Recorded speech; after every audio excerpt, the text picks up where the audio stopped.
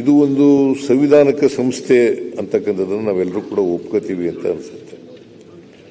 ಯಾಕಂದರೆ ಆರ್ಟಿಕಲ್ 315 ಕೆಳಗಡೆ ಇದು ಸ್ಥಾಪನೆ ಆಗ್ತಕ್ಕಂಥದ್ದು. ಆರ್ಟಿಕಲ್ 315ರಿಂದ 323ವರೆಗೆ ಲೋಕಸೇವಾ ಸಂಸ್ಥೆ ಬಗ್ಗೆನೇ ವ್ಯಾಖ್ಯಾನ ಮಾಡಿರ್ತಕ್ಕಂಥದ್ದು ಸಂವಿಧಾನದಲ್ಲಿ.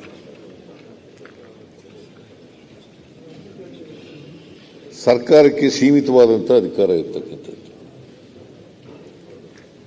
ನಾವು ಮೇಲಿಂದ ಮೇಲೆ ನೀವು ಲೋಕಸೇವಾ ಆಯೋಗದವರು ಈ ರೀತಿ ಮಾಡಿ ಆ ರೀತಿ ಮಾಡಿ ಅಂತೇಳಿ ಆದೇಶಗಳನ್ನು ಕೊಡಲಿಕ್ಕೆ ಬರಲ್ಲ.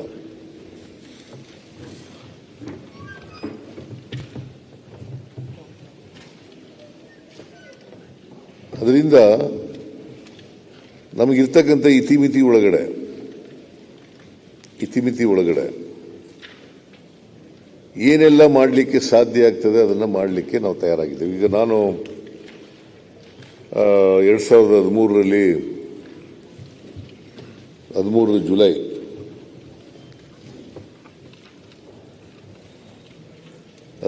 ಜುಲೈ ನಾವು ಆಗ್ತಾನೆ ಅಧಿಕಾರಕ್ಕೆ ಬಂದಿದ್ದು. ಮೇ ತಿಂಗಳಲ್ಲಿ ಅಧಿಕಾರಕ್ಕೆ ಬಂದಿದ್ದು. ಜುಲೈ ತಿಂಗಳಲ್ಲಿ ಓಟಾ ಅಂತೇಳಿ ಅವರು ರಿಟೈರ್ಡ್ IAS ಆಫೀಸರ್ ಓಟಾ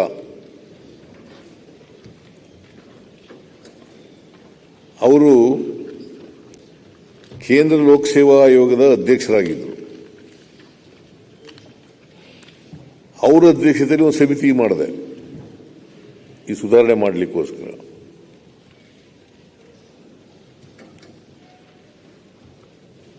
ಅದರಲ್ಲಿ ಕೌಶಿಕ್ ಮುಖರ್ಜಿ ಅವರು ಮೆಂಬರು, ಮತ್ತೆ ಸಂಜೀವ್ ಕುಮಾರ್ ಅನ್ನೋರು ಇನ್ನೊಬ್ಬರು ಮೆಂಬರು. ಸಂಜೀವ್ ಕುಮಾರ್ ಅವತ್ತು DPRನ ಸೆಕ್ರೆಟರಿ ಆಗಿದ್ದರು. ಆಮೇಲೆ ಕೌಶಿಕ್ ಮುಖರ್ಜಿ ಅವರು ಅಡಿಷನಲ್ ಚೀಫ್ ಸೆಕ್ರೆಟರಿ ಆಗಿದ್ದರು.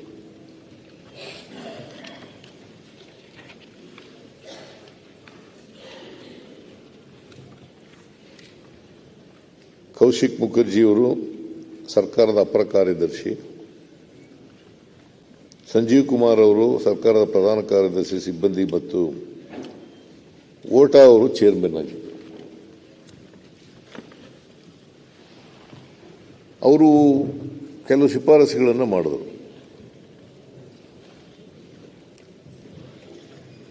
ಅವರಿಗೆ 45 ದಿನ ಟೈಮ್ ಕೊಟ್ಟಿದ್ದು. ಅಷ್ಟರೊಳಗಡೆನೆ ಅವರು ವರದಿ ಕೊಟ್ಟಿದ್ರು, ಶಿಫಾರಸುಗಳನ್ನು ಕೂಡ ಕೊಟ್ಟಿದ್ರು. ಬದಲಾವಣೆ ಮಾಡಲಿಕ್ಕೆ ಏನೇನು ಬದಲಾವಣೆ ಮಾಡಬೇಕು ಅಂತಲೂ ಕೂಡ ಹೇಳಿದರು. ಅವರ ಎಲ್ಲ ಶಿಫಾರಸುಗಳನ್ನು ಕೂಡ ನಾವು ಅಳವಡಿಸ್ಕೊಳ್ಳೋಕ್ಕಾಗಲಿಲ್ಲ. ಆದರೆ ಬಹುತೇಕ ಶಿಫಾರಸುಗಳನ್ನು ಅಳವಡಿಸ್ಕೊಂಡಿದ್ದೀವಿ. ಇದು ಮೊದಲನೇ ಹಂತದಲ್ಲೇ ಮಾಡಿದ್ದು. ನಾನು ಚೀಫ್ ಮಿನಿಸ್ಟರ್ ಇರುವಾಗ ಮೊದಲನೇ. ಯಾಕಂತಂದರೆ ನಾನು ಯಾಕೆ ಈ ಮಾತನ್ನು ಹೇಳ್ತಾ ಇದ್ದೀನಿ ಅಂತಂದರೆ, ಇವರು ಆಯ್ಕೆ ಮಾಡ್ತಕ್ಕಂಥ ಕರ್ನಾಟಕ ಲೋಕಸೇವಾ ಆಯೋಗದವರು ಆಯ್ಕೆ ಮಾಡ್ತಕ್ಕಂಥ ಅವರು ಸರ್ಕಾರಿ ಸೇವೆಗೆ ಬರ್ತಕ್ಕಂಥವರು ಪ್ರಾಮಾಣಿಕವಾಗಿ ದಕ್ಷತೆಯಿಂದ ಕೆಲಸ ಮಾಡಬೇಕು. ಸರ್ಕಾರಕ್ಕೆ ಕೆಟ್ಟ ಹೆಸರನ್ನು ತರಬೇಕು, ಒಳ್ಳೆಯ ಹೆಸರನ್ನು ತರಬೇಕು. ಸರ್ಕಾರಕ್ಕೆ ಒಳ್ಳೆಯ ಹೆಸರನ್ನು ತರಬೇಕು. ಸರ್ಕಾರ ಮಾಡದಂಥ ಕಾರ್ಯಕ್ರಮಗಳನ್ನು ಜನರಿಗೆ ತಲುಪಿಸ್ತಕ್ಕಂಥ ಕೆಲಸ ಮಾಡಬೇಕು. ಇವರ ಮತ್ತೆ ಆಯ್ಕೆ ಪಾರದರ್ಶಕವಾಗಿ ನಡೀಬೇಕು ಅನ್ನೋದು ನಮ್ಮ ಉದ್ದೇಶ. ಈಗಲೂ ಉದ್ದೇಶ ಇದೆ, ಮುಂದೆನೂ ಕೂಡ ಉದ್ದೇಶ ಇದೆ. ನಾವು ಓಟಾ ಸಮಿತಿಯನ್ನು ಮಾಡಿ ಅವರ ಶಿಫಾರಸುಗಳನ್ನು ಮಾಡದೇ ಸುಧಾರಣೆ ಮಾಡಲಿಕ್ಕೋಸ್ಕರ ಅದನ್ನು ರಿಪೋರ್ಟ್ ಕೊಟ್ಟ ಮೇಲೆ ಕೆಲವನ್ನ ಶಿಫಾರಸುಗಳನ್ನು ಜಾರಿ ಮಾಡತಕ್ಕಂಥ ಪ್ರಯತ್ನವನ್ನು ಮಾಡಿದವು. ಆದರೂ ಸುಧಾರಣೆ ಆಗಿಲ್ಲ ಅಂತಕ್ಕಂಥದ್ದು ಇತ್ತೀಚಿನ ಬೆಳವಣಿಗೆಯಿಂದ ಗೊತ್ತಾಗ್ತದೆ. ಇತ್ತೀಚಿನ ಬೆಳವಣಿಗೆಗಳಿಂದ ಗೊತ್ತಾಗ್ತದೆ. ಆಮೇಲೆ ತಜ್ಞರ ಸಮಿತಿ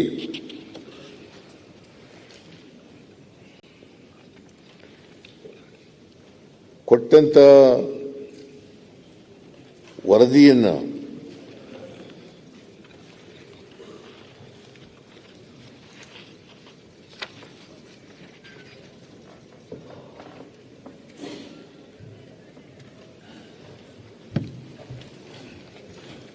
ಸರ್ಕಾರ ಲೋಕಾಯುಕ್ತ ಕರ್ನಾಟಕ ಲೋಕಸೇವಾ ಆಯೋಗ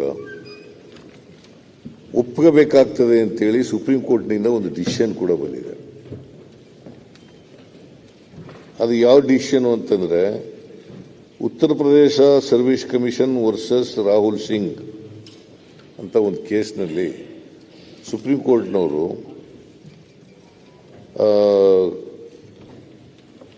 ಕೇಸ್ ಸಂಖ್ಯೆ CA ನಂಬರ್ 5838/2018 ಇದು 14/6/2018 ಸರ್ವೋಚ್ಚ ನ್ಯಾಯಾಲಯ ಎತ್ತಿ ಹಿಡಿದಿದೆ. ಅಂದರೆ ತಜ್ಞರ ಸಮಿತಿ ಮಾಡಲಿಕ್ಕೆ ಅವ್ರಿಗೆ ಅವಕಾಶ ಇದೆ. ಆ ತಜ್ಞರ ಸಮಿತಿ ಕೊಟ್ಟಂತ ವರದಿಯನ್ನು ಒಪ್ಪಬೇಕಾಗ್ತದೆ ಅಂತೇಳಿ ಸುಪ್ರೀಂ ಕೋರ್ಟ್ ಆಫ್ ಇಂಡಿಯಾ ಅವರು Uttar Pradesh public service commission ಇದೆಯಲ್ಲ, ರಾಹುಲ್ ಸಿಂಗ್ ಅನ್ನವರು ಕೇಸ್ ಹಾಕಿ ಅದನ್ನ ಇದು ಮಾಡಿದ್ದಾರೆ. ಯಾಕಂತಂದ್ರೆ ತಜ್ಞರ ಸಮಿತಿ ಕೊಡ್ತಕ್ಕಂಥ ವರದಿ ಇದೆಯಲ್ಲ, ಅವ್ರ ತಜ್ಞರೇ ಹೊರತು ನಾವು we are not the experts of the subject. So ಅದನ್ನ ಡಿಸ್ಪ್ಯೂಟ್ ಮಾಡ್ತಕ್ಕಂಥದ್ದು ಸರಿ ಇಲ್ಲ ಅಂತೇಳಿ ನಾನು ಯಾಕೆ ಈ ಮಾತನ್ನು ಹೇಳ್ತಾ ಇದ್ದೀನಿ ಅಂತಂದ್ರೆ, ಇಲ್ಲೂ ಕೂಡ 2 ಸಾರಿ ತಜ್ಞರ ಸಮಿತಿ ಮಾಡಿದ್ದಾರೆ.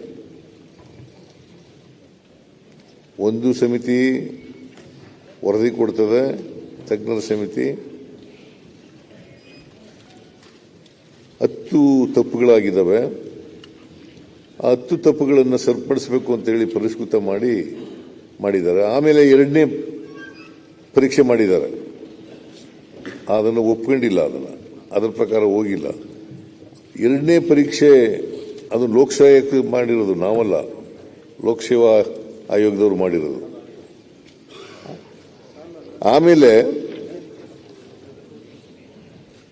2ನೇ ಪರೀಕ್ಷೆನಲ್ಲೂ ಕೂಡ ತಜ್ಞರ ಸಮಿತಿ ಮಾಡಿದ್ದಾರೆ. ಅವರು ಮಾಡಿದರೆ 6 ತಪ್ಪುಗಳಾಗಿದ್ದಾವೆ.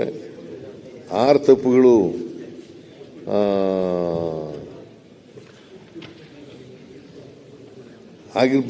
ಆಗಿ ಅವಕ್ಕೆ ಇದಕ್ಕೆ ಗ್ರೇಸ್ ಮಾರ್ಕ್ಸ್ ಕೊಡಿ ಅವರಿಗೆ ಅಂತ ಹೇಳಿದ್ದಾರೆ. ಜಸ್ಟ್ ಒಂದು ಕ್ಲಾರಿಫಿಕೇಶನ್ ಕೊಡಿ, ಅದು ಗ್ರೇಸ್ ಮಾರ್ಕ್ಸ್ ಕನ್ನಡದವ್ರಿಗೆ ಅಷ್ಟನೋ ಅಥವಾ ಎಲ್ಲರಿಗೂ ಗ್ರೇಸ್ ಮಾರ್ಕ್ಸ್? ಎಲ್ಲರಿಗೂ ಗ್ರೇಸ್ ಮಾರ್ಕ್ಸು ತಜ್ಞರ ಸಮಿತಿ ಶಿಫಾರಸು ಮಾಡಿದೆಯಲ್ಲ, ಅದು ಯಾರು 384 ಜನ ಅಭ್ಯರ್ಥಿಗಳಿದ್ದರು, ಪರೀಕ್ಷೆ ತಗೊಂಡಿದ್ರು, ಅವರೆಲ್ಲರಿಗೂ 384 ಜನ ಪರೀಕ್ಷೆ ತಗೊಂಡಿದ್ರು. ಅತ್ತಾನೆ ನೀವು ಪ್ರಸ್ತಾಪ ಮಾಡಿರೋದು, ಅವ್ರಿಗೆಲ್ಲರಿಗೂ ಅಪ್ಲೈ ಆಗುತ್ತೆ.